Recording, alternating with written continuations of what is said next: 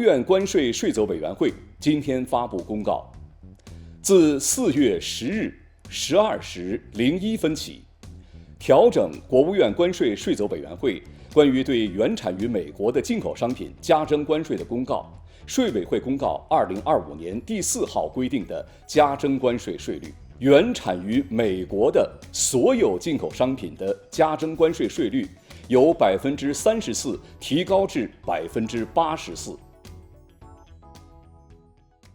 Right now, China's paying a 104% tariff. Think of it, 104%. Now, it sounds ridiculous, but they charged us for many items 100%, 125%. 美国应该自己照照镜子，看看究竟是谁在威胁他国的主权、安全与发展。美方一味地进行极限施压，执意打关税战、贸易战，中方必将奉陪到底。美国的高级官员恶意攻击中国，抹黑破坏中巴合作，再次暴露了美国霸道霸凌的面目。中方对此表示坚决反对。谁想要控制巴拿马运河，世人皆知。美国应该自己照照镜子，看看究竟是谁在威胁他国的主权、安全与发展。美方仍在对中国滥施关税，一味地进行极限施压，对这种霸道霸凌行径，中方坚决反对，绝不接受。美方如果真的想通过对话谈判解决问题，就应该拿出平等、尊重、互惠的态度。如果美方置两国和国际社会的利益于不顾，执意打关税战、贸易战，中方必将奉陪到底。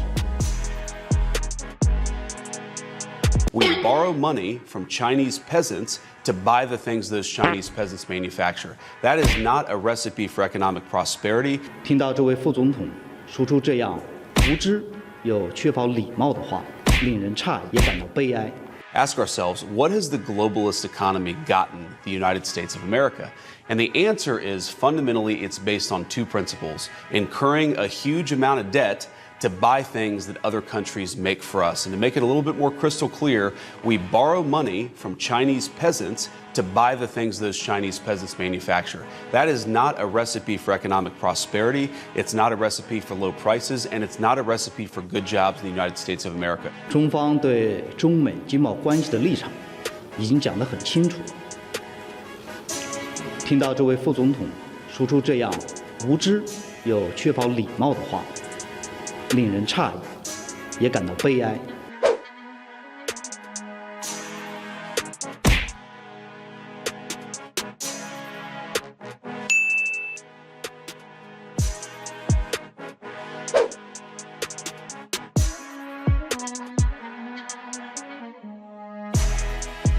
We are very disappointed by the US move. The likelihood of a full-blown global trade war is growing. This will spell trouble for all nations, but smaller countries like Singapore will face greater pressures, and we risk being marginalized and sidelined. These are not actions one does to a friend. What the US is doing now is not reform. It is rejecting the very system it created. In Singapore's case, we have an FTA with America. We impose zero tariffs on US imports, and we actually run a trade deficit with the US, meaning we buy more from them than they do from us. If the tariffs were truly reciprocal, and if they were meant to target only those with trade surpluses, then the tariff for Singapore should be zero. But still, we are being subjected to the 10% tariff. We are very disappointed by the US move, especially considering the deep and long-standing friendship between our two countries. These are not actions one does to a friend. If other countries adopt the same approach as the US, the rules-based trading system will unravel. This will spell trouble for all nations, but smaller countries like Singapore will face greater pressures, because small countries have limited bargaining power in one-on-one bilateral negotiations. So the major powers will dictate the terms and we risk being marginalized and sidelined. The likelihood of a full-blown global trade war is growing. Singapore has decided not to impose retaliatory tariffs. Doing so will only lead to increased costs for Singaporeans. But other countries may not be guided by the same considerations and may have different perceptions and views. What's troubling is not just the tariffs themselves, which are already damaging, but the fact that this new wave of protectionism is unpredictable and unstable. Protectionism is already bad. Unstable protectionism is even worse. In this new environment, Singapore must redouble our efforts to remain a key node in global flows and a trusted business hub. We will forge closer links with like-minded partners who share our commitment to open and free trade. The US may have decided to turn protectionist, but the rest of the world does not have to follow the same path. We will identify other partners to join us and work around this to ensure resilience and maintain critical parts of the multilateral system while laying the foundations for a possible new and different global system that can be achievable later. We risk being squeezed out, marginalized, and left behind. The global calm and stability we once knew will not return anytime soon. It marks a seismic change in the global order. The era of rules-based globalization and free trade is over. My fellow Singaporeans, I've said before that the world is changing in ways that will disadvantage small open economies like Singapore. Some had previously questioned this assessment, but the recent Liberation Day announcement by the US leaves no room for doubt. It marks a seismic change in the global order. The era of rules-based globalization and free trade is over. We are entering a new phase, one that is more arbitrary, protectionist, and dangerous. For decades, the US was the bedrock for the free market economies of the world. It championed free trade and led efforts to build a multilateral trading system, anchored by clear rules and norms, where countries could achieve win-win benefits through trade. This WTO system brought unprecedented stability and prosperity to the world, and to the US itself. To be clear, the system is not perfect. Singapore and many others have long called for reform to update the rules and to make the system better. But what the US is doing now is not reform.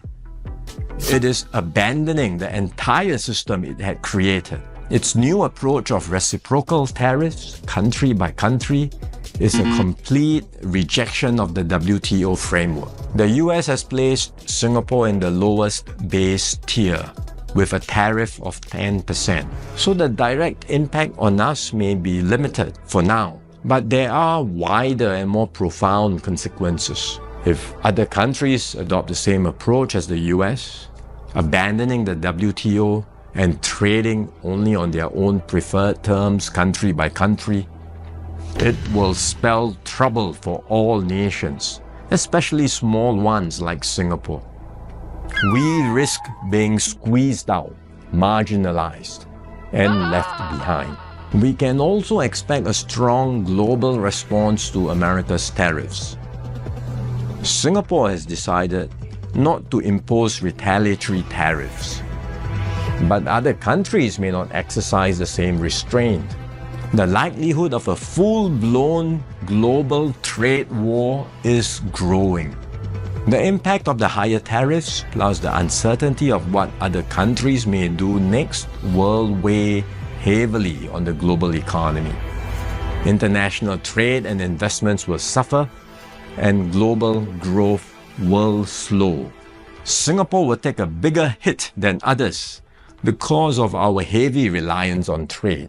The last time the world experienced something like this was in the 1930s. Trade wars escalated into armed conflict and eventually the Second World War.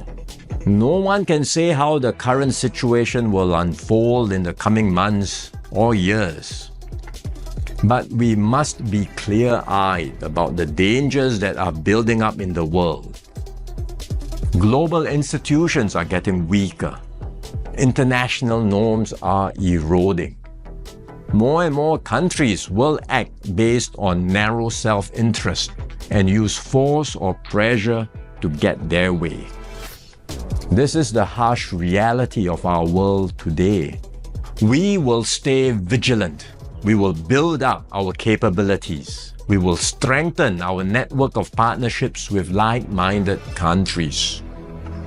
We are more ready than many other countries with our reserves, our cohesion, and our resolve. But we must brace ourselves for more shocks to come. The global calm and stability we once knew will not return anytime soon. We cannot expect that the rules which protected small states will still hold. I'm sharing this with you so that we can all be mentally prepared, so that we will not be caught off guard. Let us not be lulled into complacency. The risks are real and the stakes are high. The road ahead will be harder.